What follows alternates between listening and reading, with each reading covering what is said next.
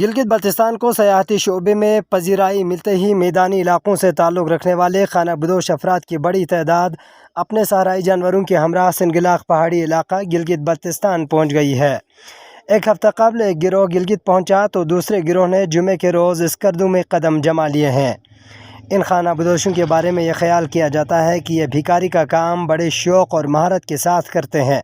صرف یہی نہیں بلکہ مختلف قسم کے جرائم بھی انجام دیتے ہیں اور بلا وجہ معصوم لوگوں کو اپنے جھانسے میں پھنسا کر انہیں لوٹ لیتے ہیں۔ عوامی سطح پر خدشات ظاہر کیے جا رہے ہیں کہ ان خانہ بدوشوں کی گلگت بلتستان آمد کا مقصد اونٹ کا دودھ بیچنا نہیں بلکہ ان کے پیچھے کئی اور محرکات پوشیدہ ہیں، کیونکہ گلگت بلتستان کے دشوار گزار راستے اور سنگلاخ پہاڑی سلسلے ان صحرائی جانوروں کے لیے بالکل بھی سازگار نہیں ہے۔ یہاں تو گھوڑے اور خچر بھی بڑے مشکل سے چل پاتے ہیں، ایسے میں یہ صحرائی جانور یہ دشوار گزار راستے کیسے سہ پائیں گے؟ سوال یہ بھی پیدا ہوتا ہے کہ ان جانوروں کے لیے کوئی چراگاہ ہے اور نہ ہی ان خانہ بدوشوں کی رہائش کے لیے کوئی جگی۔ ایسے میں بارش ہونے یا وبائی امراض پھیلنے کی صورت میں صوبائی سطح پر کیا اقدامات کیے گئے ہیں؟ کیا یہ افراد اپنے صحرائی جانوروں کے ہمراہ کھلی چراگاہ دیوسائی یا شگرتھا نالہ جات کی جانب سفر کر پائیں گے؟